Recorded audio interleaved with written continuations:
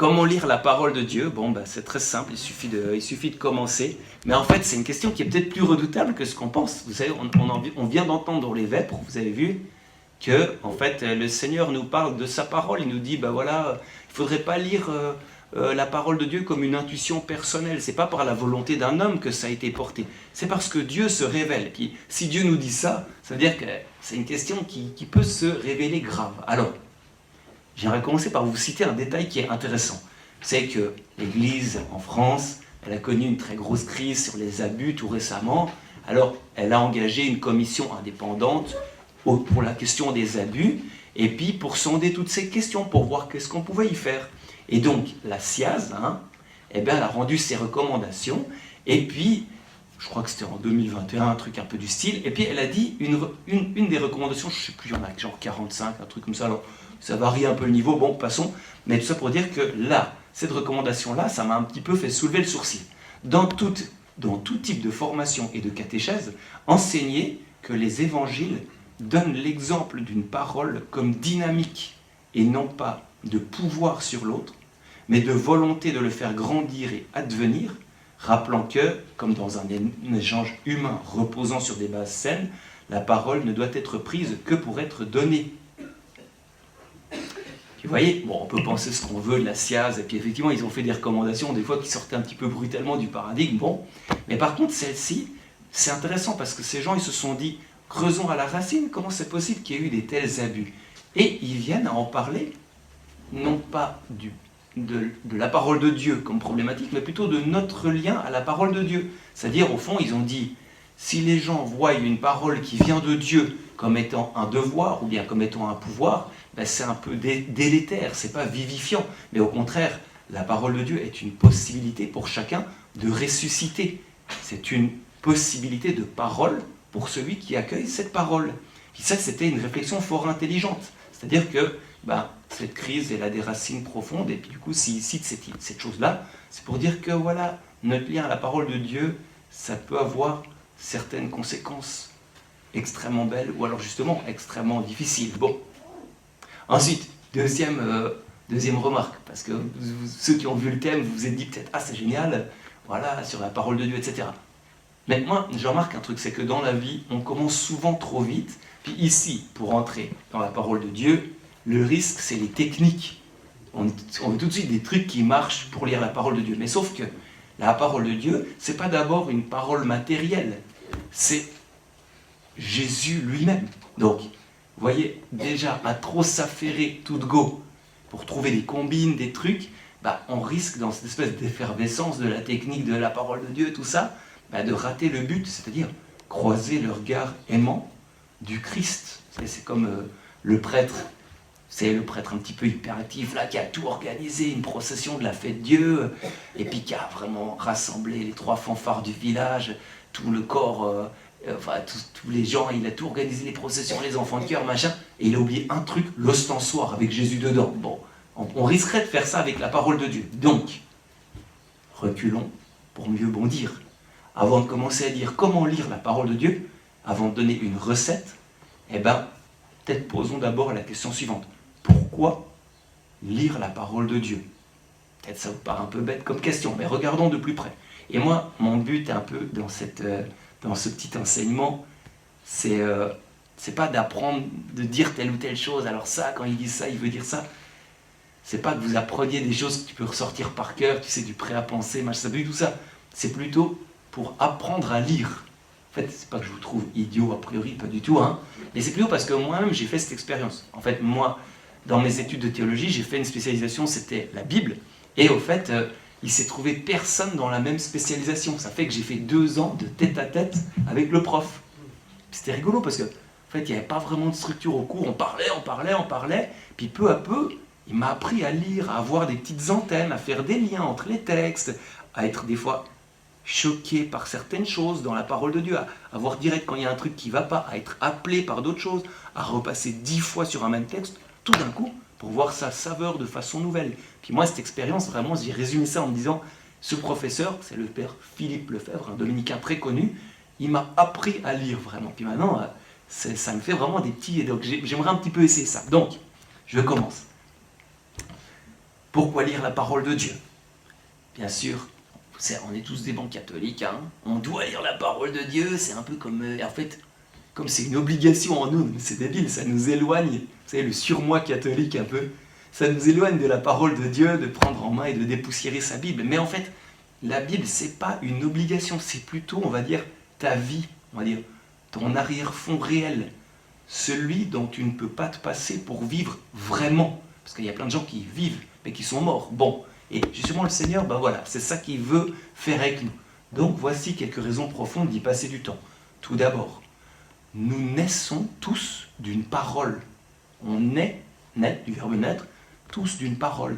Très au fond de nous, on a une parole à partir de laquelle on vit. En fait, existentiellement, il y a quelque chose qui nous pousse à dire ta vie est ça, profondément, ou ta vie va vers cela, ou bien ta vie devrait tendre vers cela. C'est comme une sorte de credo primal, un truc un peu comme ça.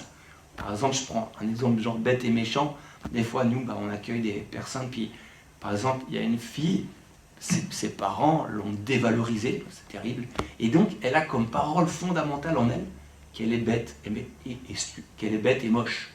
Puis toute sa vie part de ça, soit qu'elle se batte contre ça, soit qu'elle succombe à ça dans le désespoir.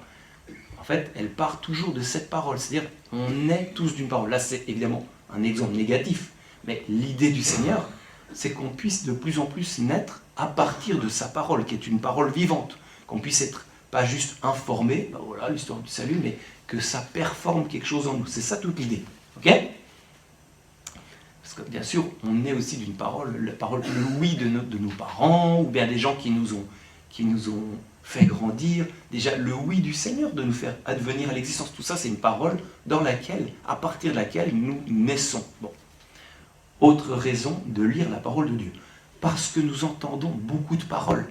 Et c'est vrai qu'on entend aujourd'hui tellement de paroles qu'on n'a même plus conscience des paroles qui informent notre vie, informent au sens, qui donnent forme à notre vie.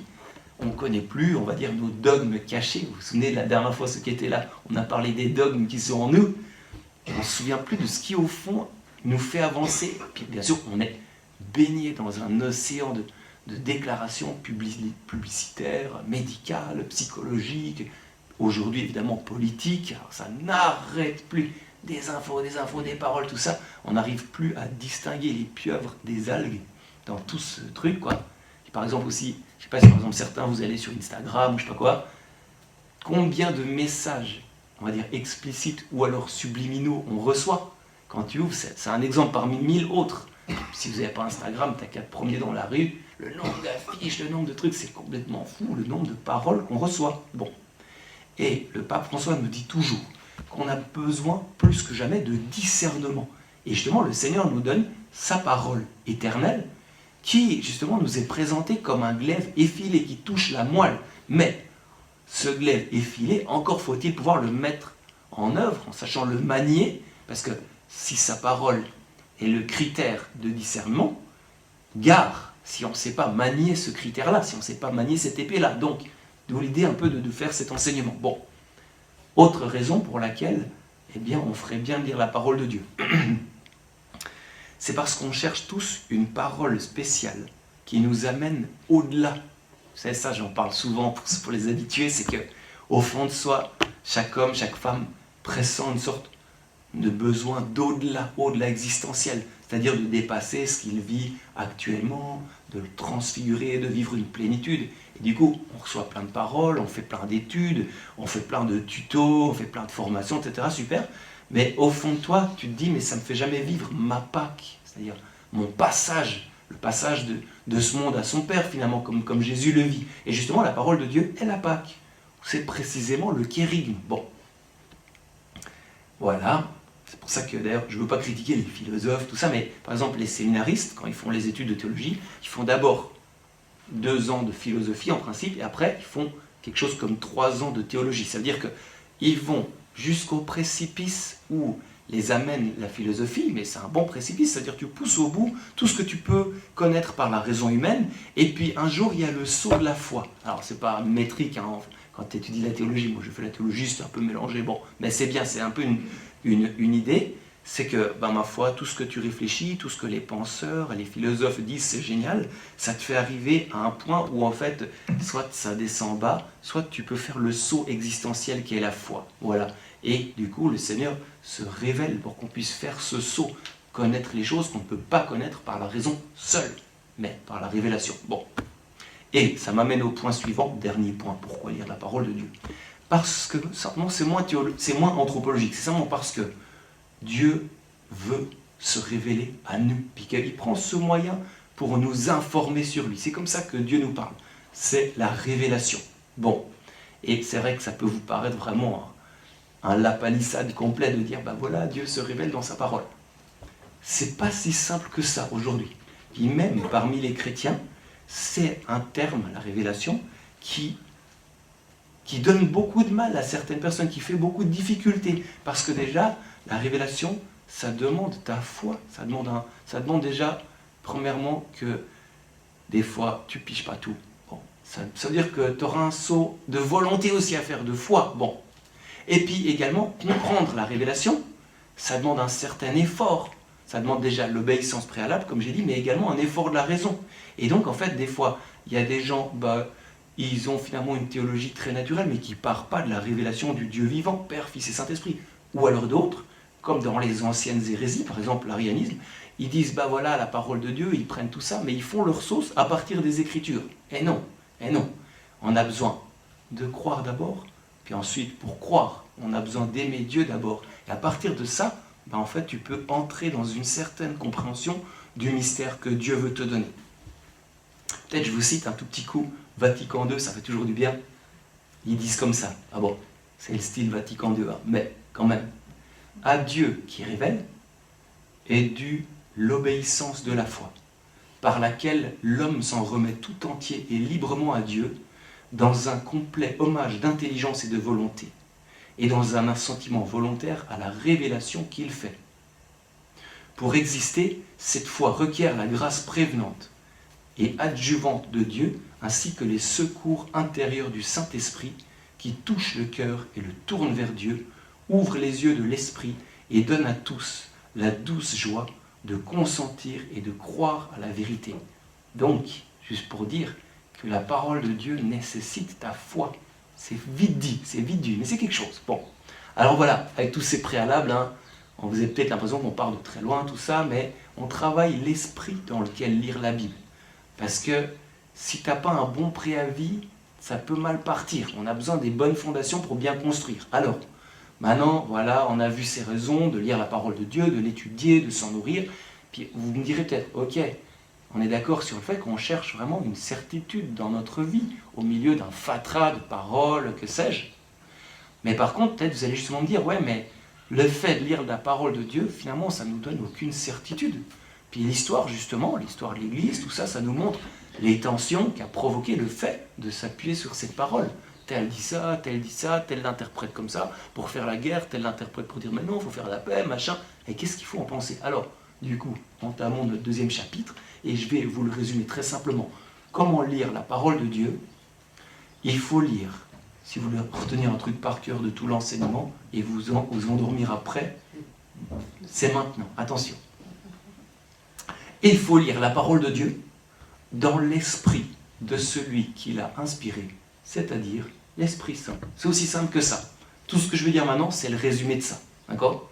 Parce que si tu ne fais pas ça, toutes ces choses néfastes pourraient intervenir qui sont dues à une instrumentalisation de la parole de Dieu, à une interprétation de la parole de Dieu sans vie proprement spirituelle, sans relation à Dieu lui-même, puis avec tous les déboires que ça peut faire. Bon, alors attention, comment lire la parole de Dieu?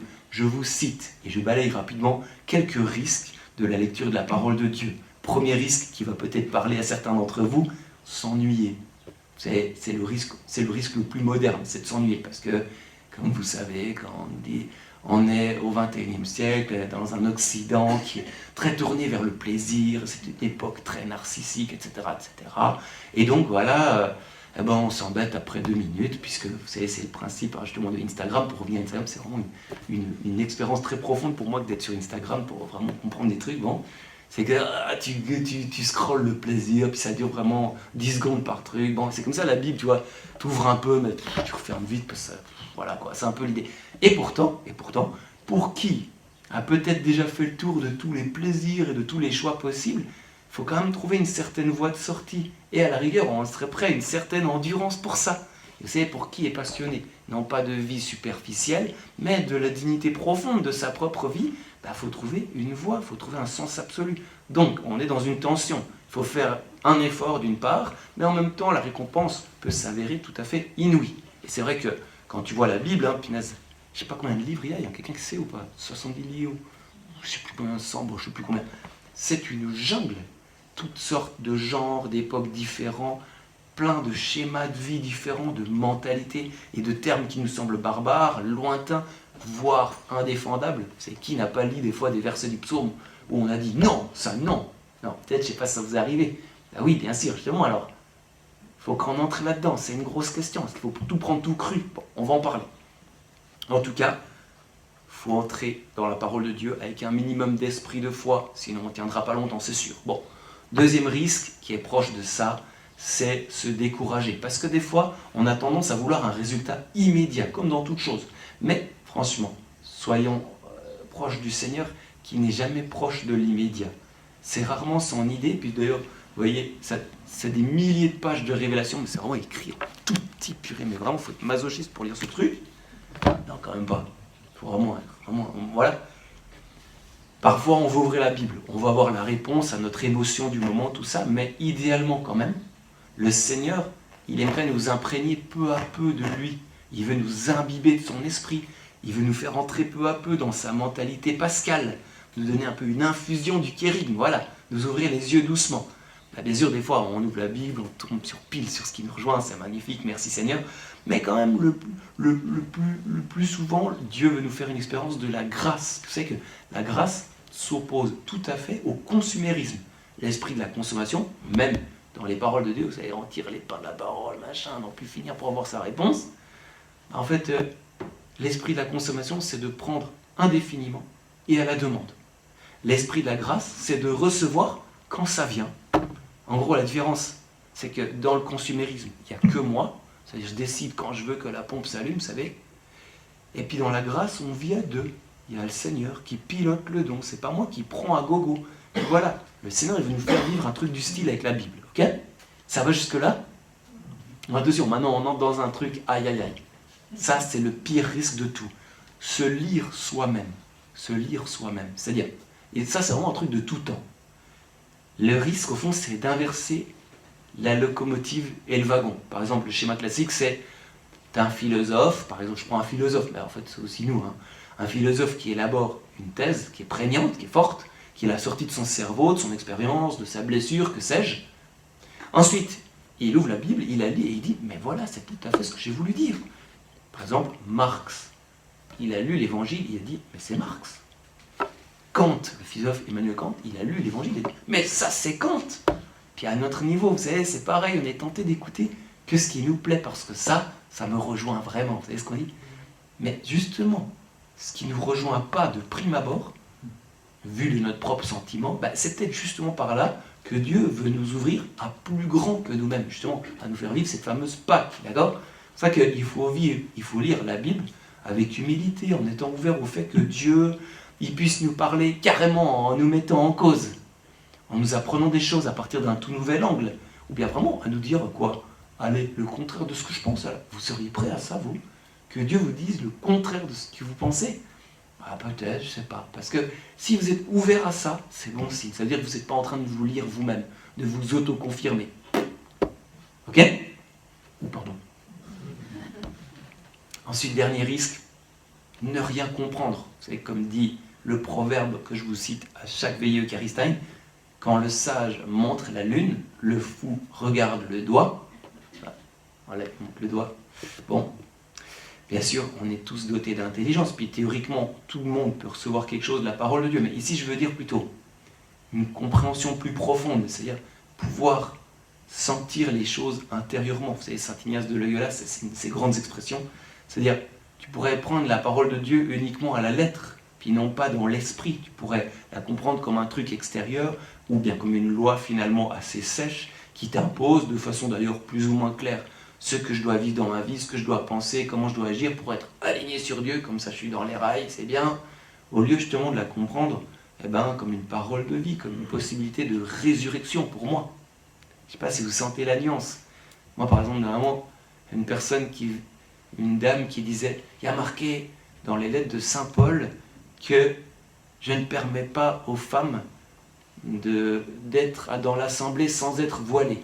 Et donc elle disait, donc il faut venir voiler à l'église. Vous voyez, moi, ça me pose un peu problème ce genre de lecture, parce que c'est juste un peu une chosification de la parole. Quel est le sens profond de ça? Est-ce qu'il n'y a pas un contexte qui dit ça? Vous voyez, il faut en tout cas pas prendre dans une lecture purement littérale la chose. C'est pour ça qu'il faut demander l'Esprit Saint pour recevoir sa parole. Bon. Ok, voilà, après ce balayage du début, nous entrons dans le vif du sujet. Et j'espère que vous avez du courage, parce que là, on a un petit passage qui va se révéler. Merci beaucoup. On va être dans un passage un peu plus, entre guillemets, théorique, mais vous allez voir, ça va se révéler fructueux. Il faut bien poser les bases, c'est comme je vous dis. On va lire ensemble Dei Verbum. Dei Verbum, c'est 1962-1965, l'événement du siècle, le Concile Vatican II, et il y a eu notamment un décret sur la parole de Dieu. Non, pardon, c'était une constitution dogmatique, donc un rang très haut d'autorité ecclésiale, et donc c'est un peu sur comment lire la parole de Dieu, comment elle est transmise, etc. etc. Bon, d'ailleurs, ça, c'est un document qui est facilement trouvable sur Internet, c'est que 20 pages, hein.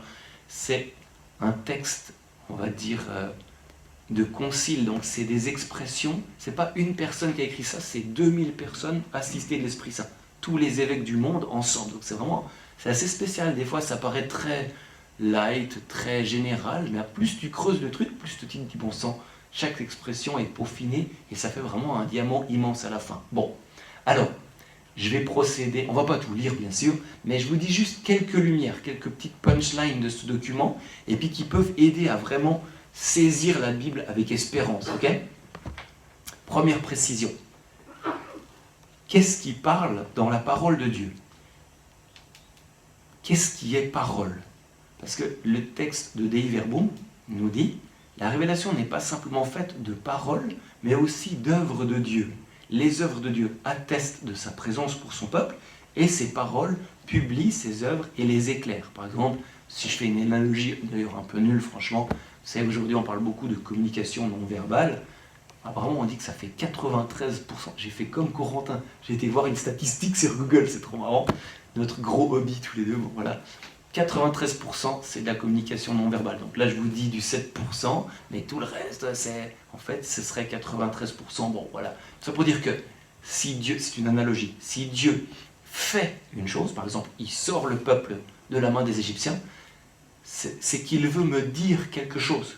C'est un peu ça le premier truc. Donc, en hébreu, le mot pour dire parole, un mot très général, c'est davar. C'est le même mot que pour dire chose, événement, affaire, ou bien même truc. C'est un mot très général. Tout est parole pour Dieu, ok? Ensuite, deuxième punchline de Dei Verbum. Toute la révélation resplendit dans le Christ. Donc, chaque lettre, chaque virgule de ce joli volume, en fait, débouche vers le Christ. Ou bien, le texte dit aussi, c'est un sous-titre de Dei Verbum qui est magnifique, c'est « Le Christ est la plénitude personnelle de la révélation ». C'est-à-dire qu'il y a des endroits où la révélation n'est pas encore en plénitude, voilà, ça s'amoncelle, ça se construit jusqu'à arriver à la perfection, au sommet, et cette perfection est personnelle, c'est quelqu'un qui est une parole. Donc, dans la Bible, nous nous trouvons dans une sorte d'immense entonnoir qui nous amène à la plénitude, à l'incandescence, qui est la personne du Christ. Et tout ce que vit le Christ est le début d'un delta extraordinaire qui débouche sur la mer de la grâce qu'est l'Église. Ça veut dire en gros que quand tu lis la parole de Dieu, où que tu sois, hein, au tout début, tout à la fin, tout ça, tu peux toujours la lire en lien avec le Christ, en lien avec le kérigme. Tel texte prépare la venue du Christ, tel autre annonce dans quel esprit il viendra, tel autre fait par exemple un état des lieux, des fois hardcore aussi, qui dénote en fait la soif d'un salut, ou même la soif du Messie.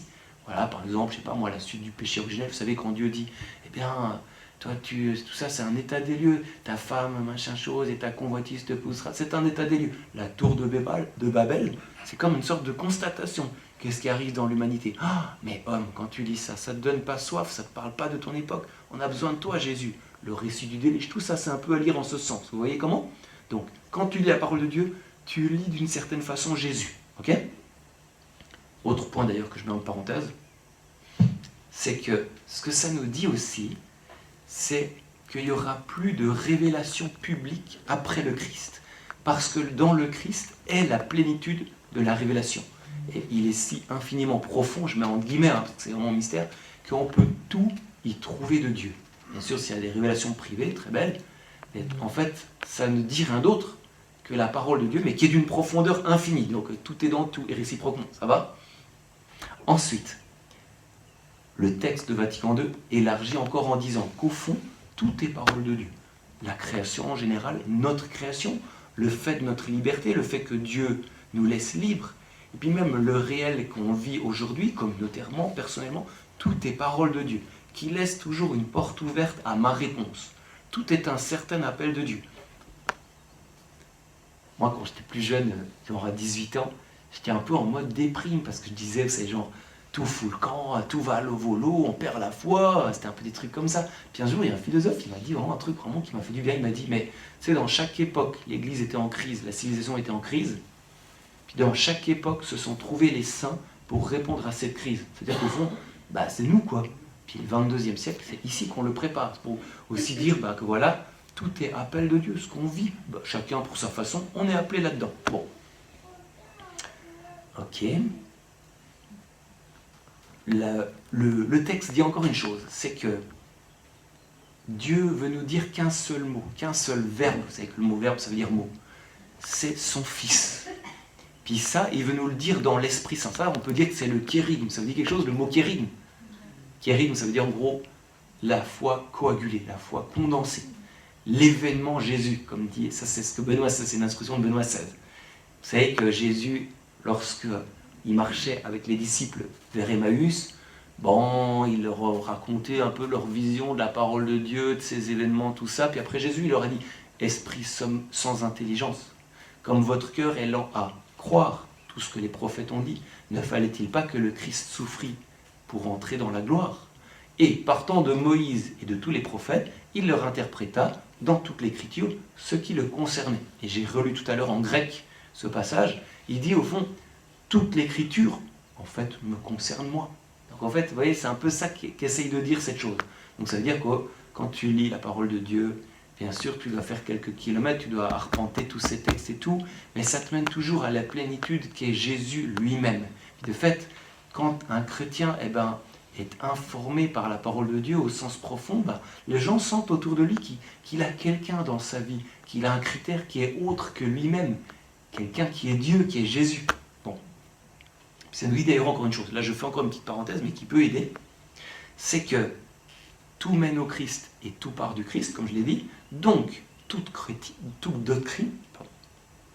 doctrine, même et surtout chrétienne, qui ne part pas du Christ, genre par exemple de la morale, fais ci, fais pas ça, ou bien par exemple, je sais pas moi, la piété mariale par exemple, si elle ne part pas du Christ profondément, elle sera mal comprise et elle deviendra à la rigueur idéologique. Si les choses qui découlent du Christ, par exemple une piété mariale ou la morale ou je sais pas quoi, on ne les vit pas en lien vivant avec Jésus, ça devient mortifère. Puis de fait, il y a une grosse réaction à la morale dans notre époque, puis contre l'Église, parce que justement la morale elle devenait un petit peu un découpage, c'était plus en lien vivant avec la vie de Jésus en moi, avec sa parole qui m'habite, etc., etc. Pareil, des fois, il y a eu des découpages un peu, il y avait des gens, ils étaient tellement portés sur la dévotion mariale que les protestants ils ont fini par dire, non mais attends, le centre c'est le Christ, dans un certain quelque part ils ont eu raison de dire ça. De fait, Vatican II redit clairement que c'est parce qu'on adore Jésus qu'on aime Marie. Voilà, bon. Ensuite, ça va jusque-là? C'est pas trop la sieste? Bon. Mais courage, après, là encore il y a 2 points difficiles, après ça on arrive à des trucs quand même un peu plus pratiques, machin, bon. Mais c'est pour bien poser les bases, désolé, je vous torture, mais c'est pénible quoi. Bon. Alors, la difficile transmission de la révélation divine. Oui, parce qu'il y a un gros problème. c'est que Dieu, il a tout fait vivre à Jésus. Il a concentré en lui toute sa révélation, on l'a déjà dit. Jésus l'a parfaitement vécu dans l'Esprit Saint, tout est fait. Bon, mais maintenant, comment faire pour que tout passe dans le bon esprit, en plénitude, dans tous les chrétiens de tous les temps? Vous voyez là, il faut du micro, quoi. Il faut vraiment de la transmission, il faut quelque chose, quoi. Alors Dieu, il a inventé un micro extraordinaire qui s'appelle la tradition vivante.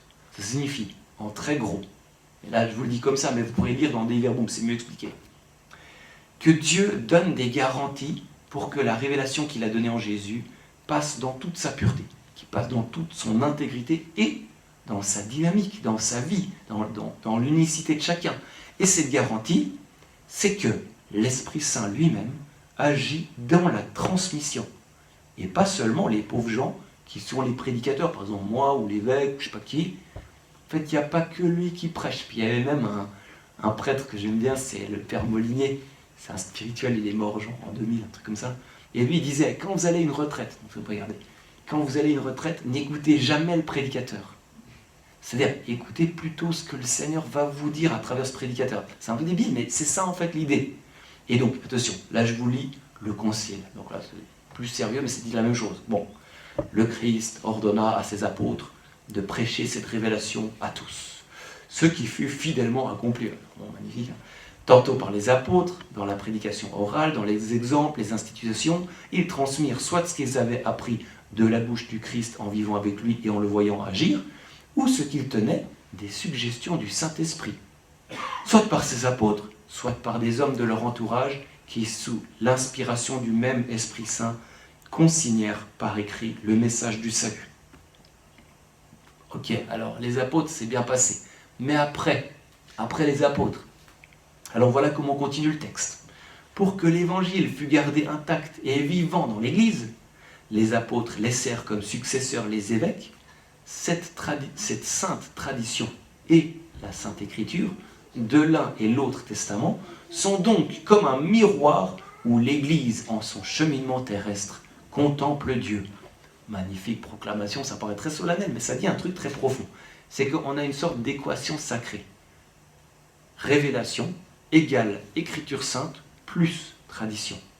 Parce que, vous voyez, certains ils disent la révélation, c'est l'Écriture sainte. Oui, mais si tu la lis sans la tradition, puis sans l'Esprit Saint qui y coule, vous voyez, il y a deux témoins. Il y a l'Écriture sainte qui est comme la lettre, il y a la tradition qui garantit l'Esprit. Alors, vous me direz, ouais, mais les apôtres et les évêques, c'est des pauvres hommes, ils peuvent se tromper. Ok, mais justement, le Saint-Esprit lui-même est le garde-fou particulier que Dieu a donné pour l'intégrité de la révélation. En fait, c'est assez logique quand il pense, si Dieu il donne la parole de Dieu, tout le monde pourrait lire cette parole, en ressortir n'importe quoi. C'est pour ça qu'il faut toujours que l'Esprit et l'épouse, c'est-à-dire l'Église, qu'ils parlent ensemble. Puis le pape François dit que l'Église, c'est-à-dire l'épouse, sans l'Esprit, c'est ça la mondanité spirituelle. Vous savez, le pape François, il nous parle toujours de la mondanité spirituelle, qu'on n'a toujours pas très bien compris ce que ça signifiait, mais en gros, c'est l'Église sans que le Christ, sans que le cœur du Christ batte en elle. C'est quelque chose du style. Et du coup, vous savez, des fois, des gens, ils s'offusquent qu'il y ait un magistère à côté de la parole de Dieu. Le magistère catholique, avec tous les textes, avec Vatican II, tout ça, machin. Oui, en fait, le magistère, il reproduit juste la parole de Dieu dans le sens qu'en donne la tradition et l'Esprit Saint. C'est aussi simple que ça. Le magistère, c'est pas autre chose. Donc voilà, dégonflons les baudruches, et ça, c'est super. Voilà.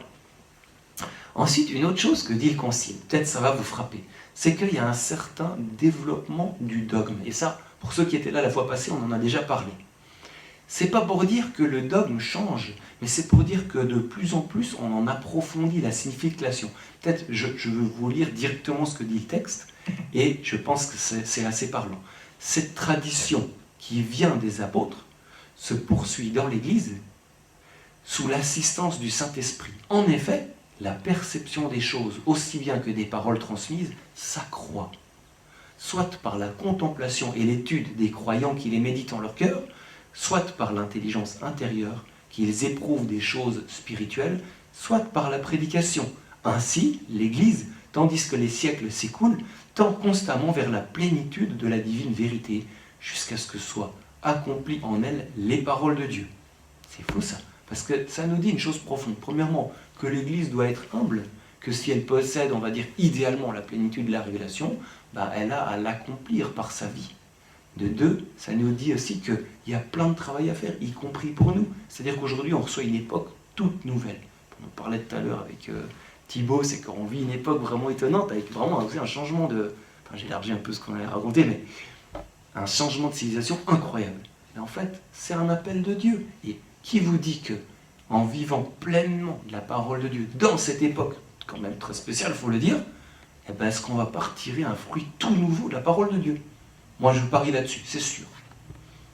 Et donc, le dogme se développe organiquement. Il se désenveloppe, disent certains. C'est vraiment magnifique. Ensuite, dernier point de ce passage broussailleux et difficile. C'est ce qu'on appelle la question de l'inspiration. Plutôt le lien entre l'auteur divin et l'auteur humain. Disons la chose. C'est d'accord que des fois, on lit la parole de Dieu, on dit, mais c'est quoi ce truc? C'est horrible et tout ça, bien sûr, parce que c'est un homme qui a écrit ça. C'est un homme, une femme, j'en sais rien, qui a écrit ça il y a 2000 ans, ou 2500 ans, peut-être même certains, 3000 ans. Alors, rien que du point de vue de Dieu, il veut révéler sa parole à des êtres humains. Alors, il y aurait plein de façons de faire ça. Soit tu peux dicter chaque mot, chaque virgule avec précision, voilà.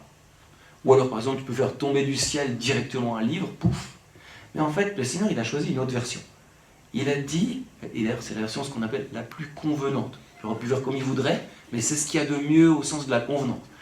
Il a dit, je veux passer par l'humanité, l'incarnation, de telle ou de telle personne imparfaite et située dans un certain contexte, pour dire quelque chose de parfait et d'éternel. Allez faire ça. Alors, les documents des Iverboom utilisent le mot inspiration divine. Dieu a choisi de parler aux hommes à la manière des hommes.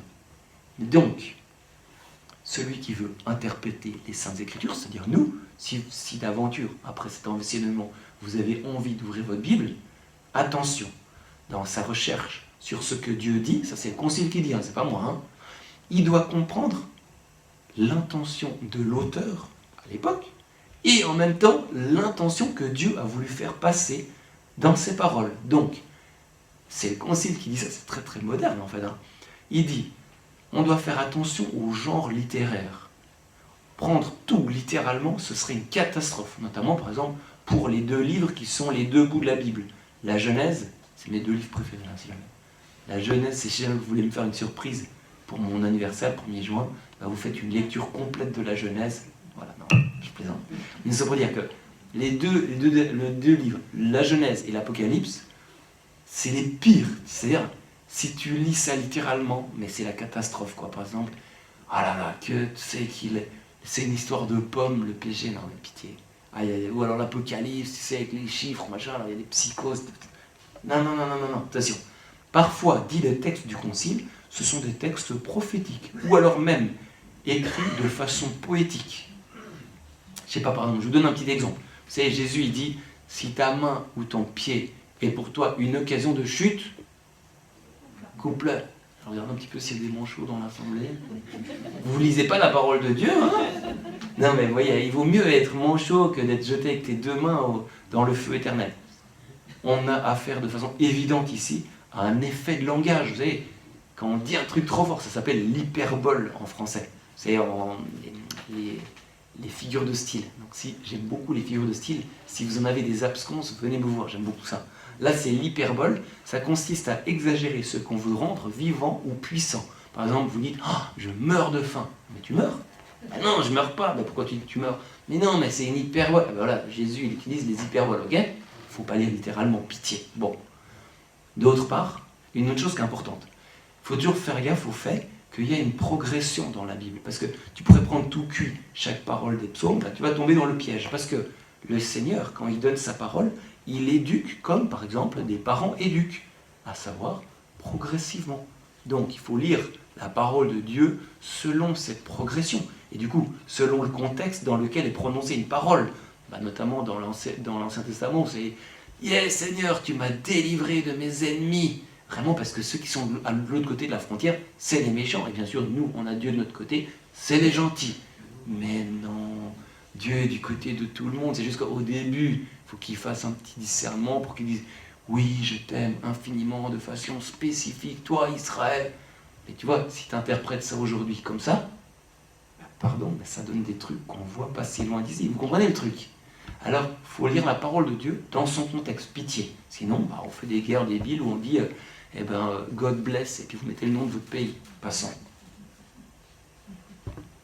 Également, le concile précise qu'il faut que celui qui interprète comprenne les circonstances déterminées, les conditions du temps de l'auteur et l'état de sa culture, les genres littéraires alors en usage. On doit tenir un compte exact des manières natives de sentir, de parler ou de raconter courantes au temps de l'hagiographe, c'est-à-dire celui qui écrit la parole de Dieu, soit celles qu'on utilisait ça et là à cette époque dans les rapports humains. Et tout de suite, le texte du Concile rappelle que la Sainte Écriture doit être interprétée à la lumière du même esprit qui l'a fait rédiger. Il ne faut pas, pour découvrir exactement le sens des textes sacrés, c'est toujours un peu grandiloquent, c'est trop marrant, porter une moindre attention au contenu, à l'unité de toute l'Écriture, eu égard à la tradition vivante de toute l'Église et à l'analogie de la foi. Ouh là là, c'est du charabia. Mais il y a beaucoup de choses là-dedans. Il dit que faut garder en tête que l'Écriture est une unité. C'est-à-dire quand tu lis la parole de Dieu, en fait, c'est toujours de Jésus que ça parle. C'est ça l'unité de la parole de Dieu. Un œil sur la tradition vivante, c'est-à-dire, oui, ce texte, je peux l'interpréter à ma sauce, mais il y en a d'autres qui ont dit des choses là-dessus, qui font partie de la tradition vivante. Et troisième chose que cite le Concile, c'est l'analogie de la foi. Et pour faire bref, pour vraiment dire le résumé, qu'est-ce que ça veut dire l'analogie de la foi? C'est que sur différents registres, dans différentes assertions, doctrines et en différents temps, est dit au fond exactement la même chose. C'est simplement ça. C'est-à-dire que c'est beau, tu as une unité, puis en fait tu peux vraiment mâcher la parole de Dieu à partir de ce geste-là. Voilà. Oui, puis je fais un dernier commentaire plus pratique. Vous savez qu'il y en a plein, ils disent il y a des erreurs dans la Bible. Non, il y a plein de trucs, je sais pas, il y a des fois des trucs que le soleil recule, ou bien il n'y avait pas de chameau au temps d'Abraham, enfin il y a toutes sortes de trucs. Vous n'avez qu'à regarder sur Internet, vous tapez erreur dans la Bible, d'ailleurs je sens que Corentin va tout de suite se précipiter sur Google. Erreur dans la Bible, c'est trop marrant, tu as des milliers de sites qui parlent des erreurs dans la Bible. Bon, en fait, il y a un auteur divin, il y a un auteur humain. Bien sûr qu'il y a des erreurs humaines dans la Bible, c'est des choses qui ne sont pas encore au top de la science moderne, puisqu'elles surgissent d'un contexte qui est très antérieur au nôtre. Ce que Dieu veut dire, c'est parfait et éternel, mais c'est par des bouches humaines. Rappelons-nous que nous sommes en théologie, discours sur Dieu, non pas en médecine, en histoire, en géophysique, ou alors même en psychologie. Donc, il faut lire la parole de Dieu pour ce qu'elle est vraiment. Ok ? Bon, alors bravo, vous avez été très persévérants, nous avons fini le tour d'horizon théologique, c'était un peu fastidieux, mais c'est pour donner un bon fond. Maintenant, on va passer à des trucs plus pratiques, puis ça, je vais vous dire un petit peu en vrac des trucs. Alors peut-être il y aura des trucs, ça ne vous touchera pas du tout, ou peut-être justement des trucs, vous direz, ah oui, bon sang, ça pourrait être une nouvelle approche, comment je pourrais saisir ma Bible, souffler dessus et commencer à lire. Alors, premier conseil que je peux vous donner, c'est vraiment débile, mais c'est simplement commencer par rester sur le texte. Parce que souvent, dès que tu lis, tu as tout de suite des trucs qui te viennent, tu veux tout de suite en venir aux conclusions, et puis dire avec beaucoup de piété, ah ben voilà, Dieu est la source de toute miséricorde, puis vous mettez bien du dégoulinant catholique dessus, avant même d'avoir commencé à travailler. Non, non, non, mais du calme. Dieu, il va te surprendre par la parole, il ne va pas te confirmer en disant, donc Dieu, Jésus, j'ai confiance en toi. Oui, non mais attends, oui, bien sûr, à la fin. Mais vas-y doucement. Il faut d'abord rester longtemps sur le texte, puis vraiment se laisser un peu frapper par lui pour en retirer un peu la substance. Première chose.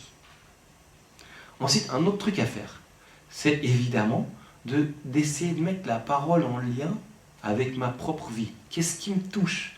Qu'est-ce qui me rappelle quelque chose dans ma propre vie? Ou alors justement, qu'est-ce qui me choque? Qu'est-ce qui ne me va pas du tout? Souvent, le choc, c'est le lieu où Dieu veut nous toucher. Mais par exemple, tu es là... il y a un lépreux qui va vers Jésus, vous savez, c'est un peu les évangiles. Et puis, Seigneur Jésus, fils de David, aie pitié de moi. Il y a un truc du style, alors je le mets un petit peu en scène. Puis vous vous dites, oui, mais moi, je ne suis pas lépreux, ou bien, je ne sais pas, quelqu'un d'entre vous, non, je ne sais pas, je ne suis pas lépreux. Après, vous réfléchissez d'une deuxième fois, vous vous dites, ouais, mais moi je suis bien rongé aussi un peu par un truc, quoi. Vous voyez, vous pouvez un peu faire des parallèles, comme tout, c'est vraiment très simple, hein, vous voyez. Il y avait un autre prof de Bible, donc pas celui que je vous ai cité, un autre, qui est un ex-juif devenu prêtre, et lui il disait, quand tu lis la parole de Dieu, Dieu veut te toucher seulement là où ça te choque, ou là où ça te va pas, franchement. Quand tu lis bien le truc, je sais pas, Jésus qui renvoie quelqu'un, qui vient vers lui, ah ben voilà, c'est là que Dieu veut te toucher. Bon, c'est pas absolu, hein, mais ça peut aider. Également un truc qui a toujours vraiment, c'est un mot important, c'est le mot fondamental. C'est-à-dire que Dieu parle toujours de façon fondamentale. Par exemple, quand il te dit de te couper le bras, c'est pas pour que tu te coupes le bras, c'est une technique pour mieux obéir à Dieu si jamais c'est de vous couper le bras. Non mais c'est débile. Il ne donne pas d'outils superficiels pour bien réussir dans sa vie. Parce que la Bible, c'est pas du développement personnel, qui te donne des bons petits trucs, des bonnes petites techniques, machin. La Bible, ça te fait toujours reculer sur ta propre vie, ça te fait toujours entendre la parole de Dieu à l'endroit le plus profond. Puis du coup, quand tu lis la parole, faut vraiment reculer pour dire mais qu'est-ce que ça me dit tout au fond de moi. Par exemple, je sais pas, je prends l'exemple de bienheureux les pauvres. Ben ça en soi c'est vraiment inaudible. Tu peux pas dire bienheureux les pauvres. Qui veut que les autres soient pauvres par exemple? Ou bien qui veut être soi-même pauvre? Il n'y a vraiment que les religieux pour désirer un truc pareil. Enfin, on m'en fout. Mais en fait, Dieu le dit. Bon, il faut y réfléchir à deux fois. Ça signifie peut-être que tu dois aller plus profond en toi, que tu dois aller vers le fondement de ton être. Est-ce que le fondement de ton être est pauvre? Est-ce qu'il est en demande? Est-ce qu'il attend la grâce? Vous voyez, ça fait une sorte de scanner intérieur comme ça. C'est au début de l'office, on dit « Dieu, viens à mon aide », puis nous, on fait tous les jours, je ne sais pas combien de fois, puis tu étais là « Dieu, viens à mon aide » pour la 63e fois dans le mois, enfin voilà. Puis en fait, par exemple, moi, un ou deux amis athées, ils écoutent le film, ils hallucinent pourquoi tu dis Dieu, viens à mon aide. Ou bien je me souviens par exemple d'une histoire qu'on m'a racontée, une montagne de grimpe, et où en fait un prêtre allait grimper. Et il y a un gars qui arrive à côté, puis qui reconnaît le prêtre, puis et il lui dit ah ben ouais, machin, il commence à parler de Jésus, puis le gars lui dit, il va commencer à grimper, il lui dit bon moi j'ai pas besoin de Dieu pour m'aider. Puis en fait il monte un peu, puis en fait il y a un truc qui se casse, et puis il tombe. Et puis en fait, il atterrit genre à 10 cm du sol. Il aurait pu mourir directement. Puis voilà, le prêtre fait juste comme ça, quoi. Parce que pour le monde contemporain, avoir besoin de Dieu, bah, c'est fou. Et pourtant, Dieu te dit, bienheureux les pauvres, ceux qui ont soif de moi. Vous voyez un peu, en fait, la parole de Dieu, elle parle à cet endroit-là. Voilà, c'est ça qui est difficile, c'est qu'en fait, il faut trouver le lieu profond où ça parle. Je vous citerai un truc. Je ne sais pas si ça vous aide, hein. Puis j'espère que je ne vous perds pas plus que... Voilà. Il y avait un exégète qui disait que c'est pas nous qui lisons la parole de Dieu, c'est elle qui nous lit. Okay? C'est-à-dire qu'au fond, quand tu fais l'exercice d'interpréter la parole dans ta propre vie, ben en fait, toi-même, tu te vois à travers ça, pas seulement au sens actuel, peut-être que ça te critique, ou j'en sais rien trop quoi, mais au sens d'une espérance sur toi-même. Tout ce que Jésus a vécu, puis qui est la plénitude de la grâce, ben, c'est pour toi, puis tu sens que c'est déjà un peu en toi, ça, le baptême. Voilà.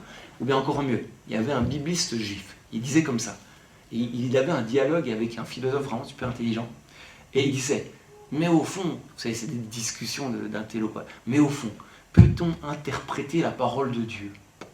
Parce qu'il disait ça au sens où ben, Dieu est trop élevé, quoi. On le blesserait à vouloir interpréter sa parole, il disait ça. Alors, le philosophe, il répond juste, mais alors au sens de la danseuse, peut-on interpréter la parole de Dieu? Mais alors au sens de la danseuse, traduisez, on peut dire quelque chose de la parole de Dieu, on ne peut rien dire. Si ce n'est faire ce que fait la danseuse qui interprète des mouvements, qui les habite pour les découvrir à nouveau, pour les dévoiler à un nouveau frère. En gros, on doit vivre la Bible, pas juste essayer de penser dessus. Puis vous voyez, on interprète le mouvement de la Bible de notre manière unique, puisqu'on est tous uniques. Dans ce sens-là, on interprète la Bible, ok? Bon. Alors attention, on arrive dans le plus en plus pratique. Un truc très commun pour lire la Bible, c'est de choisir un mot qu'on veut étudier. Par exemple, je sais pas moi, le mot lumière. Tu vois, au début, Dieu créa la lumière, le 3e verset de la Bible à peu près. Puis après, tu retrouves toutes les utilisations. C'est le même mot qui est utilisé dans le prologue de Saint Jean. Dieu est lumière, ou je ne sais plus quoi, dans l'épître de Saint Jean, je ne sais plus très bien. Et après ça, peu à peu, bah, tu travailles sur le fil entre les deux, et voilà, tu as fait quelque chose. Mais quand même, cette technique de « c'est le même mot qui est utilisé », j'aimerais quand même dire que c'est un petit peu le McDo de la Bible. Et ça, il y en a beaucoup qui font. C'est-à-dire, tu choisis juste le même mot, tu fous en parallèle, tu essayes de raponcer un petit peu les trucs. Bon, quand même, je dis, déjà, premièrement, le même mot n'est pas toujours utilisé dans le même champ sémantique, ça peut te perdre. Tu peux faire des interprétations qui sont vraiment à côté de la plaque.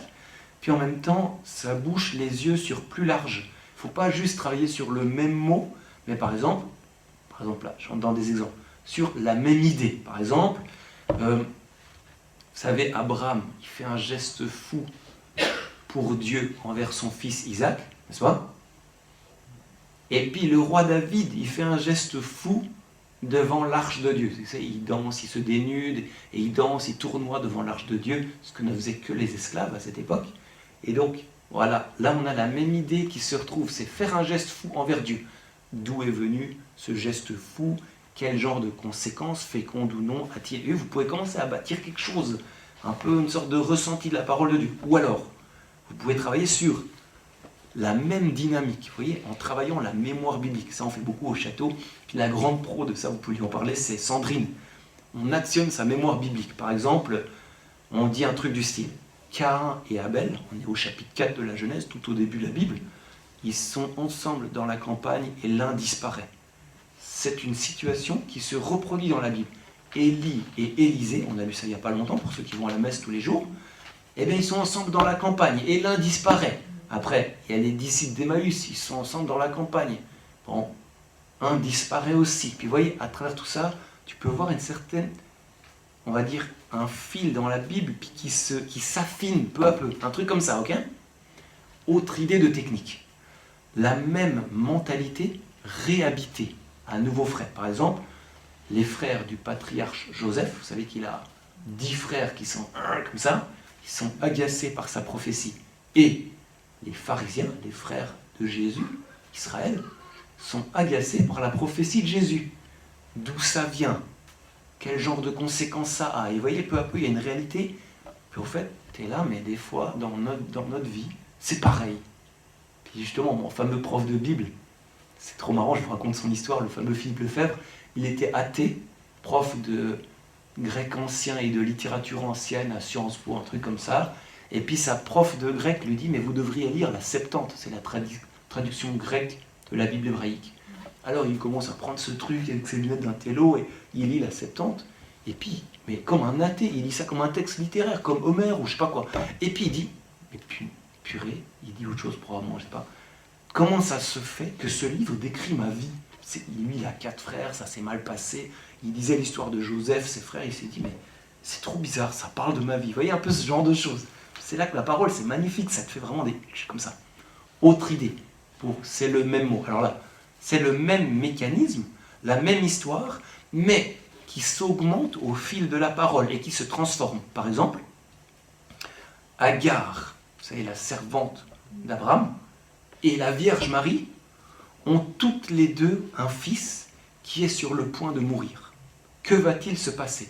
Comment est-ce que Dieu enrichit la réalité pour nous montrer la plénitude? Vous voyez, alors là mais j'aimerais bien vraiment vous parler de ça pendant 1 heure, mais il n'y a rien à faire. Mais c'est juste pour vous donner des idées. C'est le même mécanisme, puis qui se retrouve, et puis qui s'augmente. Okay? Ou alors, une autre histoire, c'est l'histoire contraire. Tu as une histoire qui arrive dans la Bible, puis tu remarques qu'il y a la même histoire, mais son contraire plus loin. Par exemple, vous savez que Jacob, le patriarche Jacob, c'est un rusé dans sa vie face à Dieu. Et son nouveau nom, c'est Israël. Et donc il va passer toute sa vie à être rusé face à Dieu, jusqu'au jour où Dieu le touche, et puis il va comprendre qu'il doit entrer dans une relation avec Dieu, pas juste être toujours finot, machin. Et Nathanaël, Jésus va en parler, il lui dit, voilà un vrai fils d'Israël, la référence à Jacob, en qui il n'y a pas de ruse, référence à la ruse de Jacob. Ok? Donc vous voyez, là c'est la même histoire, mais c'est le contraire. Au début d'un chemin, Nathanaël, c'est le début, il ne le connaît pas. Comment tu me connais? Sous le figuier, je t'avais vu. Ah bon? Tu m'as vu sous le figuier? Ouais, je t'ai vu. Je ne sais pas ce qu'il a pensé sous le figuier, le gars. Mais en gros, c'est l'histoire contraire de son aïeul Jacob qui est devenu Israël. Voilà un vrai fils d'Israël. En fait, Israël, il était un faux Israël, c'était un rusé devant Dieu. Nathanaël, il n'a pas de ruse devant Dieu. C'est un vrai fils d'Israël. Vous voyez un peu ce genre de choses. Bon. Ça pour dire que le même mot, tout ça, moi, je trouve que c'est un peu trop court, c'est une bonne chose. Mais il y a beaucoup de prédicateurs, ils font ça, ils tapent sur leur truc, sur AELF ou d'autres logiciels, je sais pas quoi. lumière, puis après, oula, attention doucement avec le micro, doucement avec la tradition vivante, non, je rigole. Ils lisent lumière, puis après ils voient toutes les occurrences, puis ils en tirent un petit peu une sorte de schmilblick vite fait. Non, c'est trop rapide, il faut travailler. Bon, encore dernièrement, justement, on était à Paris, puis il y avait une dame qui nous faisait, une professeure d'exégèse, qui faisait une intervention sur la visite. Alors là, c'était du ChatGPT, quoi, parce que ChatGPT pourrait faire ça. Mais sauf que ChatGPT ne peut pas abstraire une idée, il ne peut pas, on va dire, démasquer le suc d'une mentalité, il ne peut pas trouver la quintessence d'une geste intérieure. Il dit toujours des trucs superficiels, c'est super, ça aide beaucoup pour trier les trucs, machin, mais en fait, non, nous, on a un cœur qui peut sentir, c'est un peu ça le truc, quoi, voilà. Je sais pas si c'est très concret, j'ai super peur de vous embrouiller encore plus. Bon, et là, on va continuer. Je propose ceci, trouver des fils rouges. C'est-à-dire trouver des fils rouges sur différentes notions. Mon prof, là, il disait, le Seigneur Dieu, dans les 5 premiers chapitres de la Bible, il ouvre seulement 10 dossiers qui va prendre toute la Bible à refermer, ou plutôt à donner leur plénitude. Le mot père, le mot amour, le mot, je sais pas, enfin, il disait un peu un truc du style. Et ça veut dire que sur différentes notions, à travers toute la Bible, tu as des fils rouges qui finissent tous ensemble par se tresser en une solide corde. Puis je dirais, simplement pour résumer, c'est la parole du Père et le Fils. Que le Père prononce dans l'esprit. Puis vous voyez, ça c'est appelé à être notre vie. Là vraiment c'est du résumé du résumé. Je sais pas si ça vous dirait que je vous donne un exemple de fil rouge un peu comme ça jusqu'au bout. Mais je vous dis le truc, mais j'espère que je vous... Par exemple, ça va vous surprendre un peu. Le sang qui parle. C'est que le sang dans la Bible, il parle. Ça vous est familier ou pas? Par exemple, vous savez que Dieu, il parle à Caïn, il parle beaucoup plus à Caïn qu'à Abel. Abel, c'est le gars, il est bien, quoi. Caïn, c'est le gros pécheur, il tue son frère, machin. Dieu fait que de lui parler, ça nous donne de l'espérance. Bon, et qu'est-ce qu'il lui dit? Il dit, qu'as-tu fait? Le sang de ton frère Abel crie jusqu'à moi. C'est-à-dire que le sang, il crie. Bon.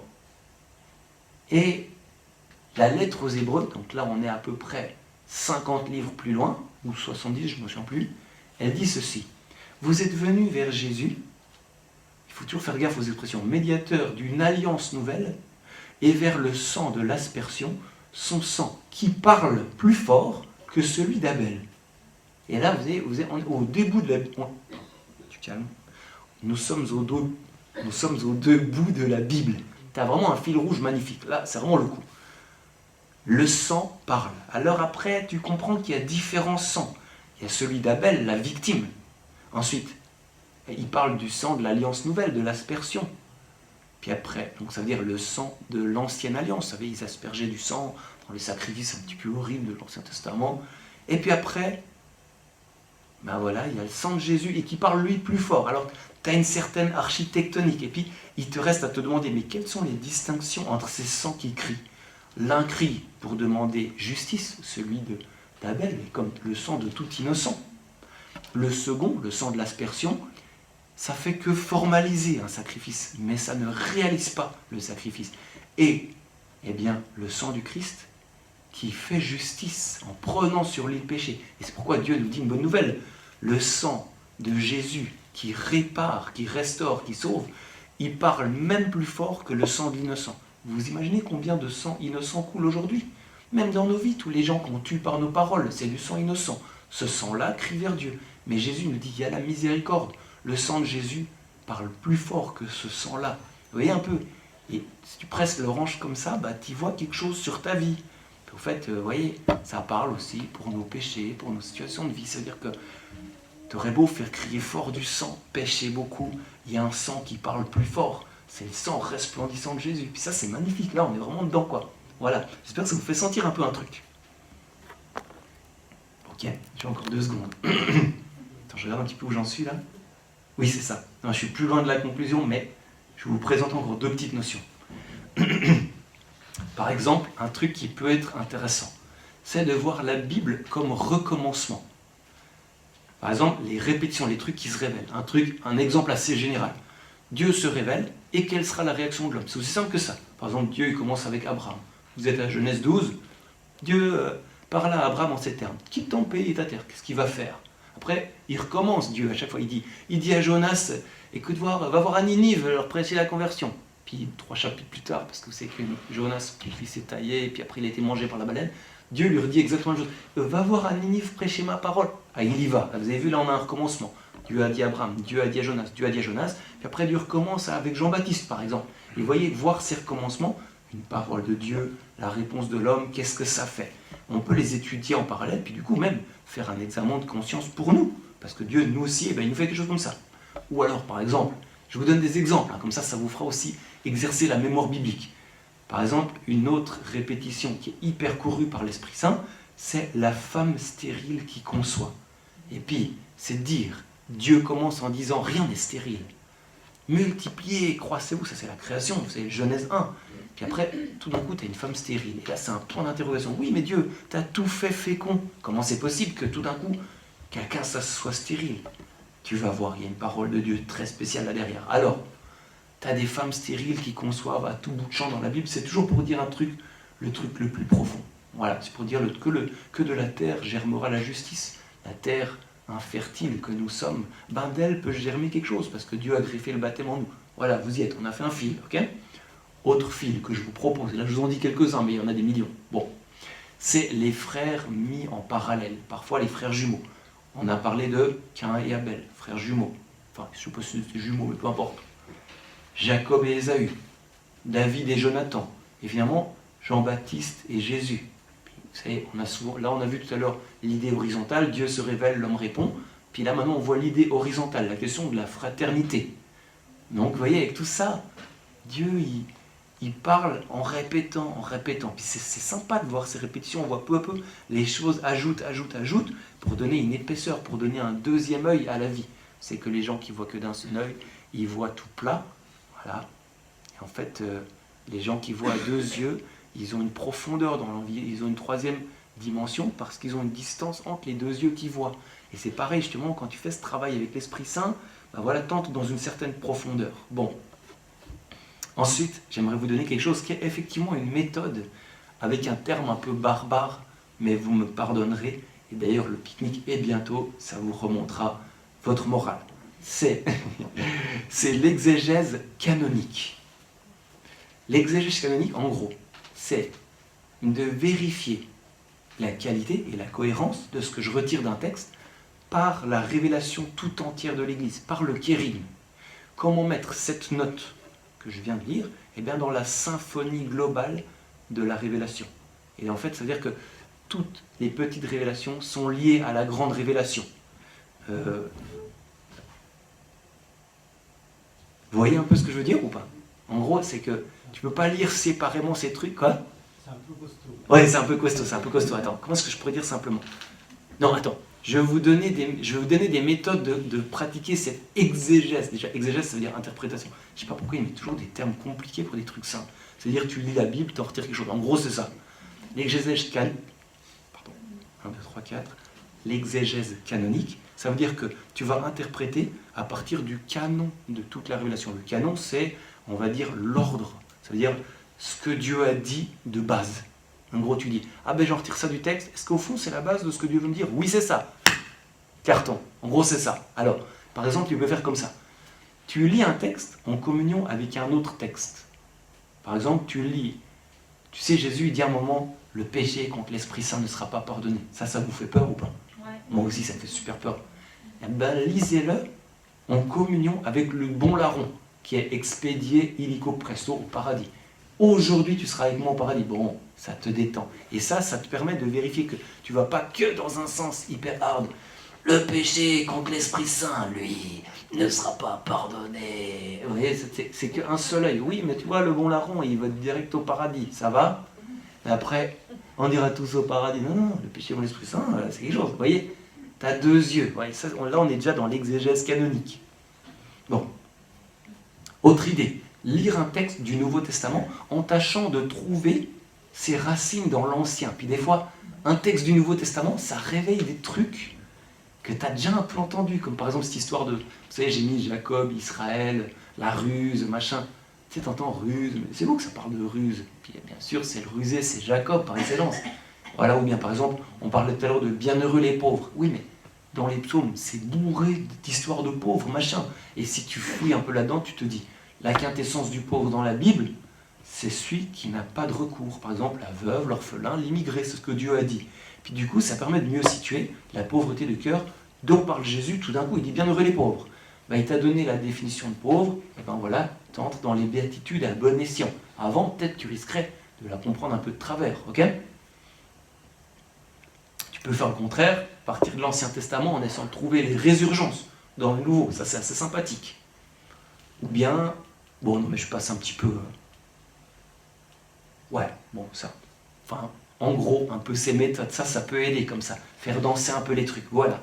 Tout ça pour dire que l'art de la Bible, de lire la Bible, ça s'apprend aussi en pratiquant, en confrontant. Par exemple, l'idée des groupes bibliques, c'est quand même toujours un bon truc, hein, parce que tout le monde peut lire la Bible. C'est vraiment du méga populo. Des fois, ça aide que des gens ils aient de la science, ils aient du milieu biblique, ils aient une compréhension du contexte, etc. Mais il y en a d'autres, des fois, ils disent « Ouais, mais moi, ça me fait comprendre ça. » Puis des fois, des trucs incroyables qui sortent de gens très simples, parce qu'eux-mêmes, ils ont la parole de Dieu dans leur vie, parce qu'eux-mêmes ont vécu des trucs dramatiques. En tout cas, par exemple, en communauté, des fois, des personnes qui ont vécu des drames, vous savez, de mon accueil, des fois des gens qui ont passé par des trucs, ils saisissent beaucoup mieux que nous des trucs. Par exemple, le Bon Larron ou bien Marie-Madeleine, c'est juste incroyable des fois les trucs qu'ils citent. Et c'est pour ça que lire ensemble, même en couple, hein, parce que Cunégonde, elle comprend forcément autre chose que Charles-Édouard, c'est toujours challengeant, c'est toujours un peu lourd, mais dans ce travail, ça fait un petit accouchement, puis ça se féconde, c'est vraiment très très sympa. Voilà. Relire les textes pour la 50e fois. Si vous pensez tout de suite que vous avez tout compris, mauvais signe. Si vous ne comprenez rien, c'est plutôt bon signe, parce que la Bible est une révélation. Ce n'est pas une sagesse humaine. C'est la parole de Dieu, et non pas une parole humaine. Voilà. J'espère qu'avec ça, vous avez déjà un petit peu une première entrée, puis que ça vous donnera envie d'un petit peu feuilleter, ou alors par exemple de prendre un livre et de lire en entier pour essayer d'avoir un peu une sorte d'effluve de la chose. Moi, je fais ça, par exemple, avec l'Apocalypse ou l'Évangile de Saint Jean. En 1 heure, je lis tout. Ça te fait un truc. C'est étonnant. Ça peut aider, quoi. Donc, voilà. J'espère que ça vous donne envie. Alors,